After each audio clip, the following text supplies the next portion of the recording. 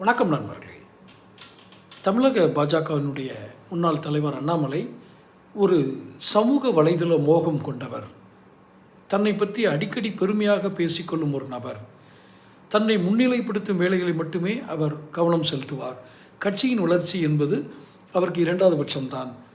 இது போன்ற தலைவர்கள் இருந்ததனால்தான் தமிழ்நாட்டில் பாஜக வளராமல் போனது என்ற ஒரு கருத்து ஆழமாக உண்டு. அதை குறித்தான் இந்த பதிவுக்குள்ளே போகிறதுக்கு முன்னாடி சேனல் சப்ஸ்கிரைப் பண்ணிக்கோங்க, நோட்டிஃபிகேஷன் பில் பதிவு பண்ணுங்கள். அப்போ தான் உங்களுக்கு என்னுடைய பதிவுகள் வந்து சேரும். சரி, இப்படி அண்ணாமலை பற்றி ஒரு குற்றச்சாட்டு வரும்போது அண்ணாமலையுடைய ஆதரவாளர்கள் என்ன சொல்லுவாங்கன்னா, இது எதிர்க்கட்சிகள் வைக்கும் ஒரு தரமில்லாத குற்றச்சாட்டு. அவர் மிக ஒரு சிறந்த ஆளுமை குணம் கொண்டவர், முன்னாள் ஒரு ஐபிஎஸ் அதிகாரி. அவர் வந்ததுனால தான் தமிழ்நாடு பாஜக வளர்ந்தது. தமிழக பாஜகவினுடைய வளர்ச்சி அண்ணாமலையுடைய வருகைக்கு அப்புறம் மிக அதிகம், வாக்கு சதவீதம் அதிகரித்திருக்கிறது என்றெல்லாம் சொல்வார்கள். ஆனால் அவர்களுக்கெல்லாம் ஒரே ஒரு உண்மையை சொல்லிக் கொள்கிறேன். திருநெல்வேலி மாவட்டம் பனங்குடி என்பது திருநெல்வேலி டு நார்வேல் போகிற பாதையில் இருக்குது. அந்த பனங்குடியில் அண்ணாமலை நற்பணி மன்றம் அப்படிங்கிற ஒரு இயக்கம் ஆரம்பிக்கப்பட்டிருக்கிறது. உண்மையாக இல்லைன்னு போய் செக் பண்ணி பார்க்க சொல்லுங்கள்.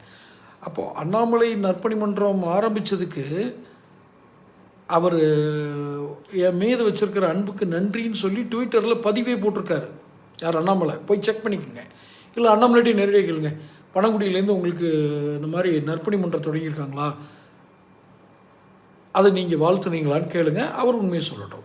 ஆனால் இதில் பெரிய சோகம் என்ன அப்படின்னா, இதை டெல்லி தலைமை இதை கண்டுக்கிறதே இல்லை. முக்கியமாக அமித்ஷா. நான் இதுக்கு முன்னாடி நம்ம சேனல் கூட போட்டிருந்தேன். பாஜகவை அளிக்கும் 2 ஆனாக்கள். ஆனானா ஆள் ஆரம்பிக்கிற இது அண்ணாமலை, அமித்ஷா 2 பேருமே அழிச்சிருவாங்க. அவர் தேசிய அளவில் அழிச்சிருவார், இவர் தமிழ்நாட்டிலே அழிச்சிருவார். எழுதி வைத்து கொள்ளுங்கள். அண்ணாமலையினுடைய பேச்சு, அந்த அணுகுமுறை, அவர் செய்தியாளர்களை சந்திக்கும் விதம், இதையெல்லாம் வைத்து நீங்கள் ஒரு கணக்கு போட்டால் தோற்று விடுவீர்கள். காரணம், தேர்தல் அரசியல் என்பது வேறு. இவர் கட்சியை வளர்ப்பதற்காக இதை செய்தார் என்பது யாரும் ஏற்றுக்கொள்ள மாட்டார்கள். எப்படிங்க ஒரு தான் பேரில் ஒரு கட்சியில் இருக்கிறாரு, இவர் எந்த பொறுப்புலையும் கிடையாது தமிழ்நாடு பாஜகவில், ஆனால் கட்சியில் இருக்கிறாரு, இவர் பேரில் தனியாக ஒரு நற்பணி இயக்கம் ஆரம்பிக்கிறதை எப்படி ஆதரிக்கிறாரு?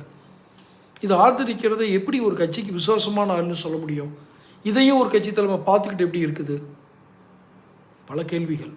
இதனால் விழி பிதுங்கி நிற்கிறது நைனா நாகேந்திரன். இப்போ இருக்கிற மாநில தலைவர் தான், பாஜக மாநில தலைவர் தான்.